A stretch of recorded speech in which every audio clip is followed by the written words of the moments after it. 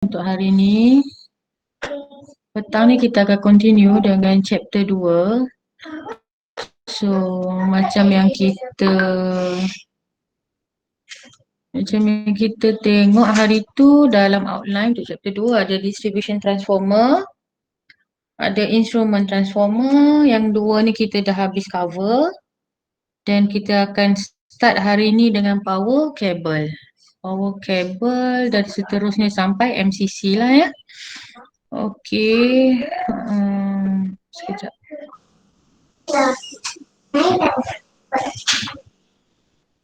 Okey, semua nampak tak slide yang saya share ni? Nampak. Okey, Alhamdulillah semua nampak. Kalau ada apa-apa info dekat chat tolong inform saya. Saya dah slide showkan slide ni, so saya tak perasan dekat chat tu. Okey, macam yang kita tengok kat sini, dia menerangkan apa itu power cable. Dekat sini power cable dia, apa kegunaan dia. Okey. Most of the area sebagai contoh dekat feeder, dekat motor load between switchboard. Okey, control cable pula dekat mana? Sebagai contohnya dekat connection antara instrument transformer dan juga relay ataupun apa-apalah digital control system. Okay, dia ni smaller in size lah as well as the ampacity dia. Ini gambaran yang boleh kita tengok power cable tu macam mana. Dia ada beberapa layer, so ada konduktor sini, aluminium konduktor kat sini, ada konduktor shield dia untuk cover, dan dia ada insulation. Then lepas insulation dia punya shielding juga. Concentric neutral adalah kat sini neutral. Luar sekali dipanggil sebagai overall cable jacket. Okay. Okay, type of conductor dalam kabel. Dia solid conductor, ada stranded. Ni bezalah gambar dia. Solid macam mana, stranded macam mana. Okay. Biasa yang mana pernah buat wiring dia dapat beza. Ke tak tahu sebenarnya namanya solid yang mana satu stranded. Okey, ni penerangan berkenaan dengan power cable. Okey, dia punya klasifikasi mestilah respect kepada dia punya insulation. Okey, ada dua type iaitu laminated dengan extruded. Okey, jenis laminated ni macam mana? Okey, dia guna paper, varnish cambric, ada polypropylene ataupun sejenis lagi dia tape insulation material. Adalah yang jenis-jenis lain. Ya. Okey. Ada juga combination sebenarnya. Paper dengan material lain. Combination paper. Ada juga. Okey. Then dekat extruded type, dia guna rubber ataupun yang macam sejenis rubber. Okey. Contohnya PE. Okey.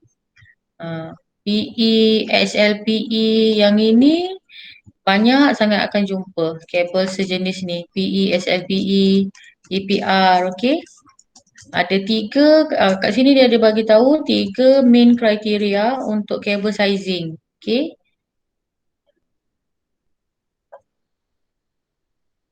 So, short circuit current withstand capacity dia. Nak tengok kriteria ni kita apply untuk kita tengok dia punya minimum cross section area dekat kabel. So dia boleh tahan lah bila ada short circuit tadi, short circuit current kan.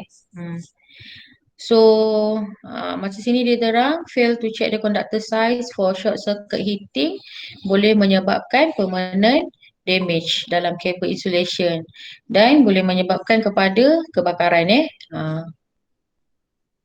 So kalau dalam thermal stress pula, kabel tu mungkin dia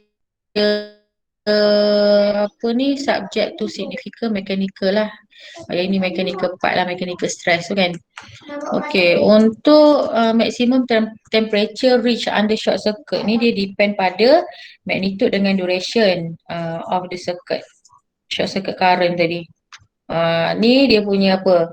I squared T quantity represent the energy input by a fault. Okay, dia apa ni add kepada ni lah heat up to the cable conductor. Kriteria satu dia. Ni adalah rumus macam mana kita nak tengok dia punya minimum cable size due to the short circuit yang kita bincang tadi kan. Okay. So dia ada A equal to the surd of I squared short circuit darab dengan T, yang ini surd kan semua divide by K. Apa itu A? A ni biasanya ialah cross section area lah. Unit dia mm squared. Kemudian ada T. T the duration of the short circuit. Yang ini dalam second. Jadi kalau dalam soalan mungkin dia bagi apa ni cross section tu dalam unit lain, kena convert dulu siap-siap dalam mm squared. Baru kita applykan dalam equation 1 ni. K ialah short circuit temperature rise constant. Ini adalah constant, nilai constant. So nilai constant ni dia ada according kepada IEC punya standard ada kat sini dia bagi. IEC punya standard. Untuk copper apa nilai K dia, untuk aluminium conductor apa nilai K dia. So kena kira dululah temperature 1, temperature 2 ada diberi nanti dalam soalan. Sama juga macam ni. Bezanya dekat sini. 226, 148, yang ini ada 234.5, yang ini ada 228.1. Jangan tertukar untuk konduktor dengan untuk copper dengan aluminium tadi. Okay, kalau tengok dekat sini common value for K is given. Macam dekat table ni. Ini dia dah beri siap-siap untuk copper dengan aluminium tadi. Jenis insulation dia apa? Ada PVC contohnya, ini dia punya kod 115 dengan 66. Insulation K dia kata satu second current rating in M/mm square. Yang ini 3 second current rating. Okay. So boleh pilih. Tengoklah jenis apa ni copper aluminium ni dia under PVC ke, rubber ke, SLPE ke, okay. Tengok sama ada dia copper atau aluminium, boleh tengok nilai K dia berapa. Okay. The value of constant K has been determined for equation 1. The value of T is to be determined next. Okay, kejap lagi kita tengok T dia lah. Okay, ni dia dah tulis, final temperature T2, T1, PVC berapa. Okay, so boleh ada table ni kita boleh guna equation untuk K tadi. T2, T1 masukkan dalam ni. Okay, kalau copper berapa, T2 tengok kat sini. Rubber, SLP, PVC. Ni dia punya material of insulation. Kat sini pula temperature untuk T1. Okay. The fault clearing time TC of the breaker ataupun fuse per ANSI ataupun IEEE. Okay. Ini ialah dia punya berapa nilai apa ni TC dia, fault clearing time. Bila ada fault, kita mesti ada satu tempoh masa yang kita nak fault tu clear. Kita nak capai yang itu. So macam kat sini dia ada mention untuk medium voltage system, maksudnya breakers 4.16 kV, dia guna 5 hingga 8 cycle. So untuk starter dengan current limiting fuse dia guna half cycle. Kalau low voltage breaker dengan intermediate atau short time delay ni kita guna 10 cycle. Cycle-cycle ni nak kena tahu yang ini switch gear tak ada apa. Kemudian okay, ni ada dibagi 20 millisecond, 10 millisecond. Okay, untuk parameter yang diberi ni lah, safety margin, overshoot, breaker operating time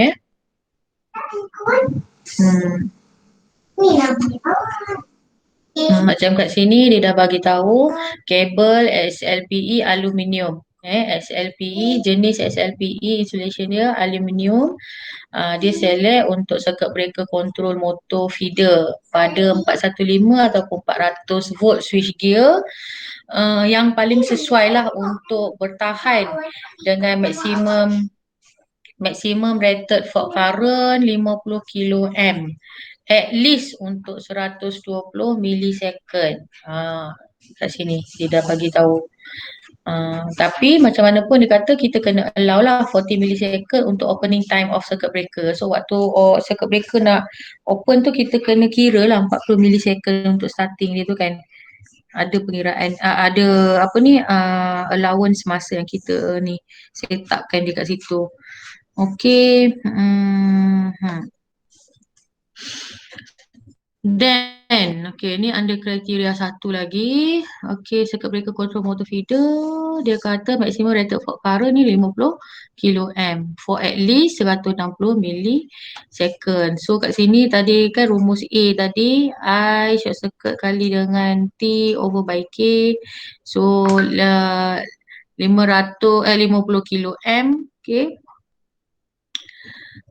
Kali dengan 0.16 second bagi dengan 94. Okey. Mana data 94 ni? Dia dapat 212.766 mm squared. So ada table sebenarnya untuk kita tengok nilai cross sectional ni dengan standard cable size dia berapa. Macam ni dia tunjukkan untuk net standard cable size dia ialah 240 mm squared. Refer pada table lah. Table ni normally kita bagi dalam final exam. Okay. Untuk yang power cables, kriteria 2 pula. Okay. Iaitu continuous current, carrying capacity. Okay. Load current continuous. So at the design dia punya ambient temperature dengan laying condition ni. Jadi apa tu ampacity? Kita define dia sebagai current dalam ampere yang konduktor boleh bawa secara terus menerus under the condition of surrounding medium. Okay. Di sini kita boleh tengok cable ampacity given dalam IEEE punya regulation under section 13 rumus dia tu panjang. TC apa? Allowable conductor temperature. Saya kena tengok betul-betul. TC, TA, TD, T apa ni? In. Temperature rise due to interference from adjacent cable. Kena tahu. Ini memang adalah panjang-panjang macam ni. Okay, kita memang sediakan rumus dia.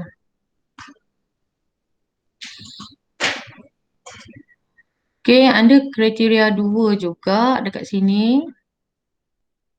Kita tengok daripada equation tu memang jelas kita tengok rated current dia carry capacity of conductor. Okay, dia depend pada faktor ni. Ada ambient temperature kan, ada grouping and proximity to the other loaded cable, contoh macam heat, sumber lain lagi, contoh apa lagi. Okay, kemudian dia ada method of installation, above ground and below ground. Okay, salah satulah. Kemudian kita tengok juga dia punya conductivity of the thermal tu sendiri, medium in which the cable is installed, ataupun satu lagi cable constituent dia. Macam kat sini tadi kita dah tengok ampacity punya derivation tu apa, okay, definition dia. Jadi dekat sini dia bagi tahulah untuk apa ni faktor yang kita define dia as the product. Kita tengok for the fraction decrease in the ampacity of the conductor K1, K2, K3, K4. Okay, so dia punya ampacity duration factor iaitu K yang besar ni dia mesti darab ke 4 K yang diberi ya.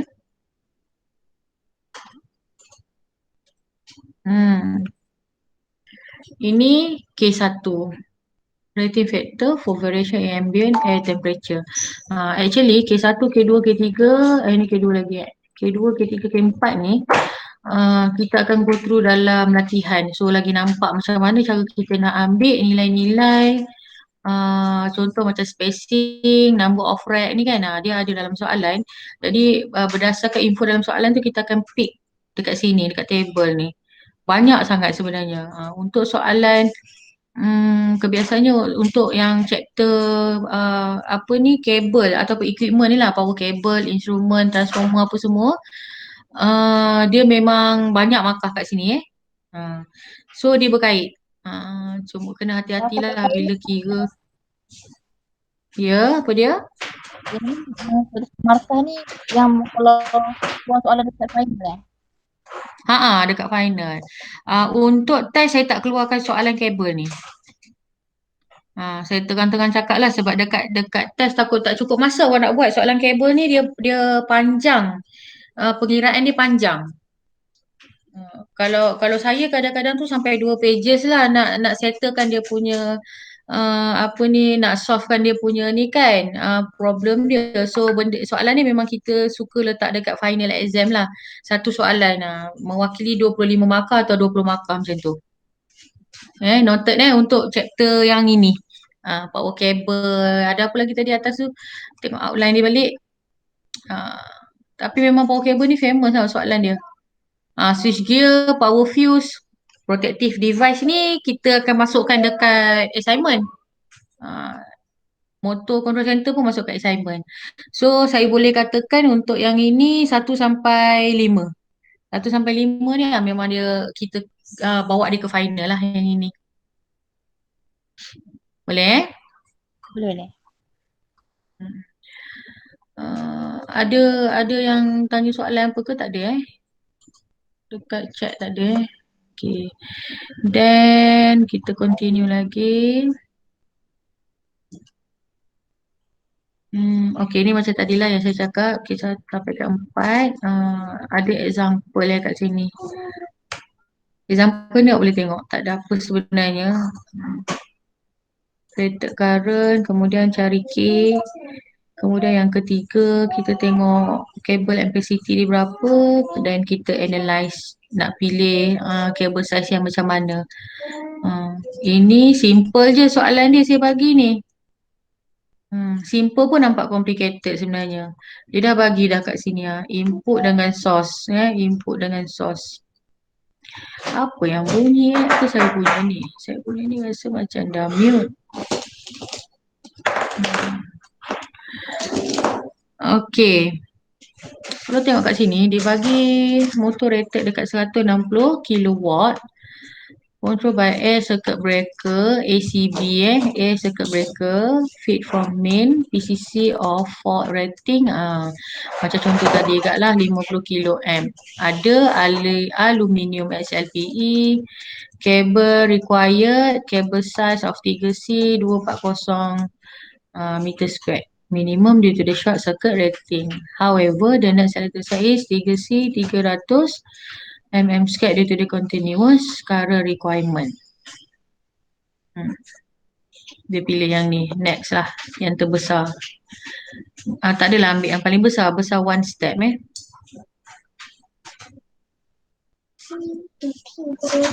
dah masuk switch gear. Okay, yang ini switch gear. Apa function switch gear? Okay, ada 3 kat sini. Dia boleh jadi protection, isolation. Untuk section isolation tu, installation tu sendiri, ataupun dia boleh jadi control, remote switching. Okay, ini. So ada MyMIT diagram kat bawah ni dan juga dia punya fungsi. Okay, C, T1, T2, dia punya nama and so on So macam tadi yang kita tahu, switch gear dia boleh protect, isolate ataupun dikontrol. So bila protection, daripada mana? Overload current, daripada short circuit current, okay? Atau mungkin insulation failure ke, under voltage dia akan protect. Kemudian kalau dia isolate ni, dia nak isolate apa? Faulty section, dia nak isolate energized section untuk maintainkan dia punya sistem. Okay. Kalau control, dia nak control functional switching.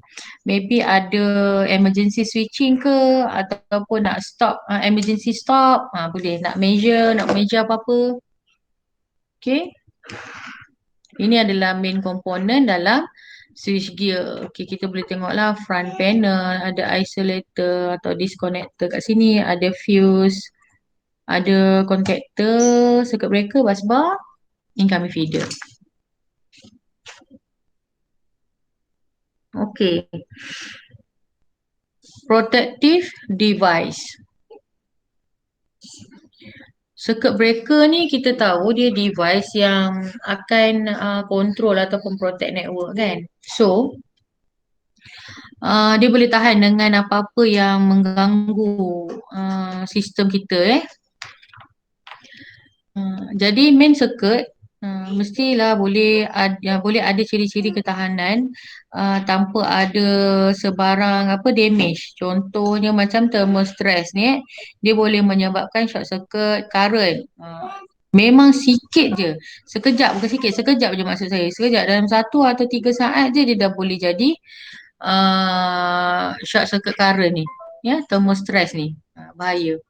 So yang lainnya electrodynamic stress. Okay, dia akan boleh menyebabkan peak of short circuit current. Yang ni dia tengok pada dia punya frekuensi, 50 frekuensi, 60 frekuensi. Okay, standard time constant dia 45 millisecond. So kalau yang untuk electrodynamic stress 2.7 ni, short circuit dia for longer time constant. Okay. Then dekat sini protective device.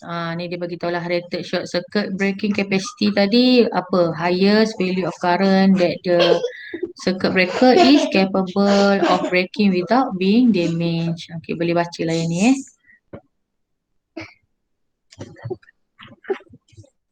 Rated current ni macam mana? Maximum value of current.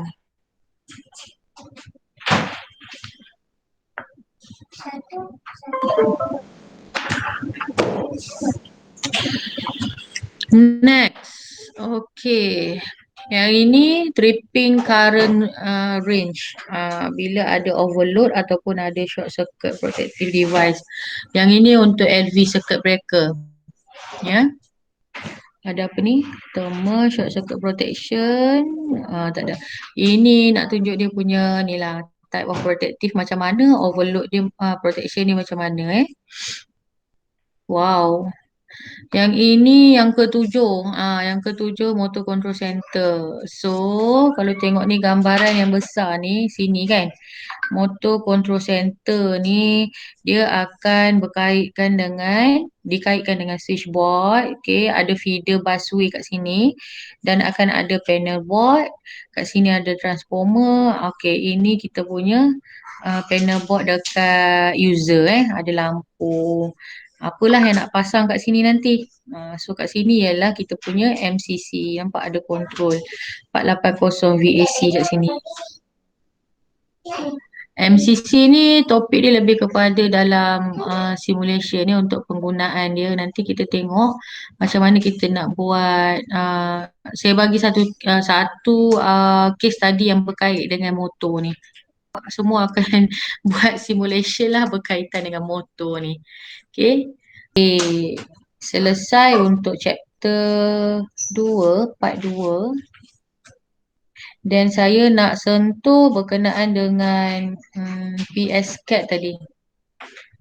Okay, PSCAD.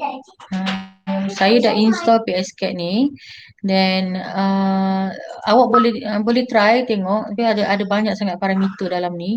Boleh tengok kat sini input output device contoh ada slider, switch, push button. Okay, siapa yang buat PSM memang berkenaan dengan tajuk sistem ni, kat sini ada banyak sangat parameter yang awak boleh guna. Okay, dekat YouTube pun ada banyak contoh-contoh simulation yang menggunakan PSCAD saya tengah go through contoh-contoh tu untuk tengok tajuk-tajuk yang sesuai saya nak distribute dekat student. So contoh macam kat sini ada PI section. Kat sini kalau tengok PI section ni sebenarnya dia combination of dengan control. Control ada main. Yang ini logical. So gate. Ada AND gate, NAND, NOR semua ada kat sini. Boleh try. Tolong install install PSCAD ni dan tengok macam mana nak extract setiap komponen ni meters, ada kabel, transmission line macam mana nak extract semua ni masukkan ke dalam kita punya project. Okay. So explore minta pelajar explore setiap apa yang ada dalam ni. So kat sini project ada view, ada tools, komponen. Daripada atas ni pun boleh ambil dekat komponen input output device. Tapi saya lebih suka tengok dari depan ni, senang. Bila kita klik contohnya, contoh kita ambil mana yang seronok. Mesin, tak nak. Okay, transformer lah. Okay, bila kita tengok transformer ni, ini boleh masukkan. Nak configure dia macam mana. Nilai saiz apa, transformer berapa MVA kita nak letak semua ni nanti kita akan main lah. Jadi inilah antara assignment yang saya akan buat dalam sesi lab. Lab ni siapa-siapa yang nak masuk boleh dekat MRBK komputer tu, dia memang lab komputer. Saya dah minta technician install dalam komputer tu PSCAD. So boleh guna komputer dekat lab. Tapi kena mention lah sebab lab tu dia 15 orang, maksimum boleh masuk 15 orang saja SOP Jadinya kalau tak nak pergi lab, boleh je gunakan laptop masing-masing untuk run simulation yang saya akan bagi nanti. Okay.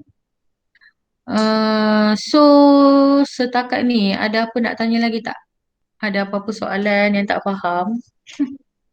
Okay, kalau tak ada, saya tangguhkan dulu kelas kita hari ni. So, esok kita akan jumpa pada pukul 12 hingga 2 PM, okay? Assalamualaikum dan selamat berbuka. Lambat lagi buka.